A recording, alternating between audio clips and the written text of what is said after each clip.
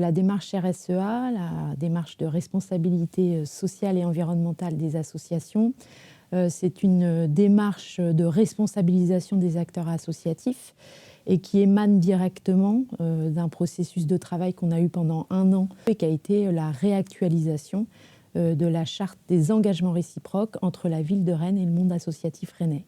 Le contexte, on le connaît sur le plan climatique comme le plan social. On sait qu'on a des enjeux forts, à la fois pour mener la transition écologique qui est nécessaire, mais aussi pour répondre aux enjeux sociaux et d'égalité sur notre territoire. Moi, en tant qu'élu en charge des finances, un de mon travail, c'est de faire en sorte que l'ensemble des actions de la collectivité, l'ensemble des moyens qui sont mis en place par la collectivité, aille dans ce sens d'une transformation écologique et sociale du territoire.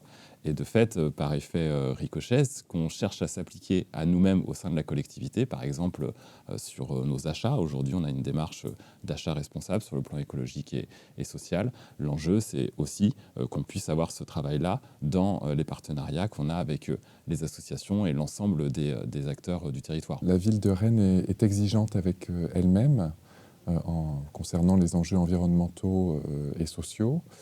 Et c'est pourquoi nous avons voulu contribuer aussi à la transformation des pratiques et des normes en matière d'éco-responsabilité et d'égalité en cohérence avec les plans locaux tels que le PCAET. On est dans des enjeux de transformation sociale finalement, de mise en mouvement de l'ensemble de la société. Alors il y a un volontarisme assez fort de la collectivité, il y a un volontarisme de la part en matière d'égalité, en matière d'environnement, de transition écologique, mais l'institution, elle ne peut pas tout.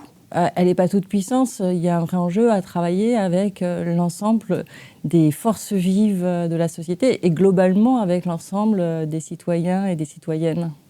Et puis, pour la partie égalité, on s'appuie sur le plan de lutte contre les discriminations.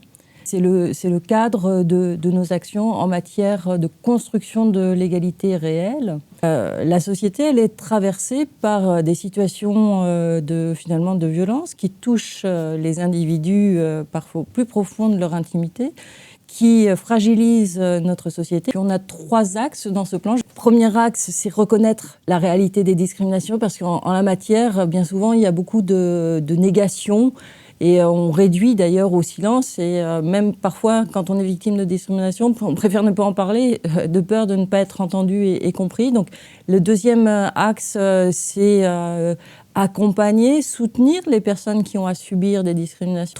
Le troisième axe, c'est se dire finalement, souvent, les inégalités de genre, les discriminations, elles sont le résultat de représentations qui nous aident à nous comprendre, qui nous aident à communiquer facilement, mais ces représentations, elles sont travaillées par des inégalités, par des formes de hiérarchie, en fait. Et donc, c'est aussi travailler à la construction d'égards-représentations.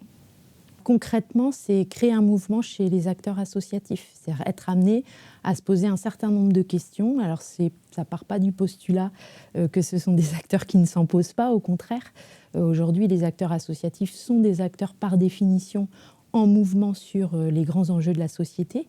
Ils ont une force d'interpellation vers le politique, d'ailleurs, et la Charte des engagements réciproques leur reconnaît ce rôle-là au sein de la démocratie locale. S'appuyer sur les dynamiques portées par les jeunes, donc autour des questions de solidarité et d'écologie, ça va permettre de bousculer tout le monde et de faire évoluer plus rapidement les projets associatifs, mais plus largement les projets de société aussi. Il y a quand même une envie de faire avancer plus rapidement les choses qui émanent de ces générations, et on le voit très bien dans les projets qui sont déposés aujourd'hui à la ville de Rennes. Puis plus largement, c'est comment on leur permet aussi de partager ces idées, ces projets avec d'autres associations, d'intégrer davantage les gouvernances des associations, mais aussi plus largement de s'impliquer dans des projets de la ville ou autres. On s'était engagé dans la Charte des engagements réciproques à produire un outil d'autodiagnostic des pratiques d'éco-responsabilité ou des pratiques d'égard-responsabilité, d'égalité. Donc on propose cet outil. qui évidemment potentiellement est perfectible, parce que comme tout outil, il a à la fois des vertus, mais aussi des limites. Donc on a inscrit ça aussi dans une démarche finalement de dialogue continu avec les associations, c'est-à-dire qu'elles ont contribué à le définir, et puis au long cours, elles contribueront aussi à le faire évoluer. C'est un plan de formation en lien avec les acteurs de la Maison des associations, mais aussi en lien avec l'ensemble des acteurs associatifs ressources du territoire. Finalement, la ville de Rennes elle-même s'engage dans une démarche, et en particulier, ça se traduit concrètement comment? C'est que le plan de formation qu'on est en train de construire pour finalement le monde associatif, en parallèle, la ville construit un plan de formation pour l'ensemble des agents, mais aussi des élus de la collectivité.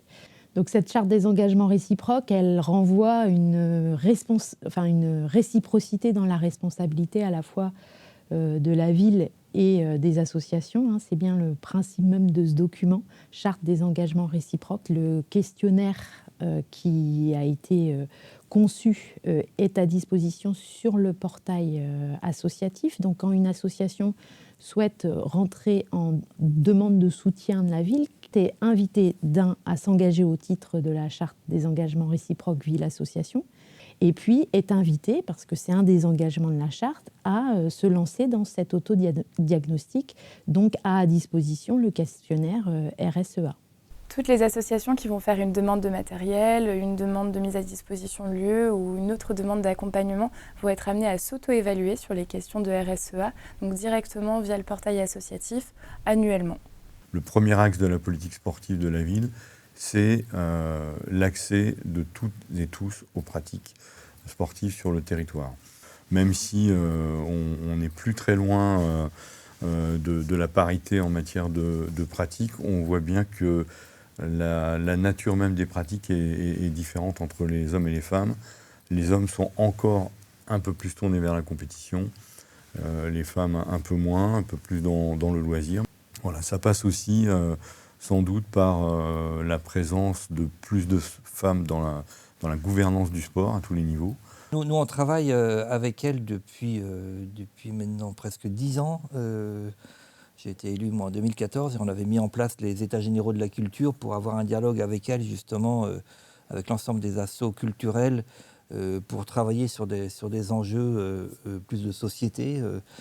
Et donc c'est important, on a mis en place depuis cette époque voilà, une relation un petit peu contractuelle où on s'engage à leur côté et les assos s'engagent à notre côté à avancer sur des enjeux de société, de transition. La boussole, c'est en fait un dispositif qu'on a mis en place en 2018 avec l'ensemble des partenaires culturels de la ville. C'est vraiment une initiative de la direction de la culture. Pour justement amener tous nos partenaires dans une démarche d'amélioration continue de leur éco-responsabilité. L'outil boussole a permis d'inspirer aussi les outils qu'on met en place justement avec le RSEA et s'inscrit dans cette même démarche d'amélioration continue de toutes les assos. La RSEA est un engagement des acteurs du territoire quel qu'il soit, mais c'est aussi une nécessité profonde pour l'avenir de notre territoire.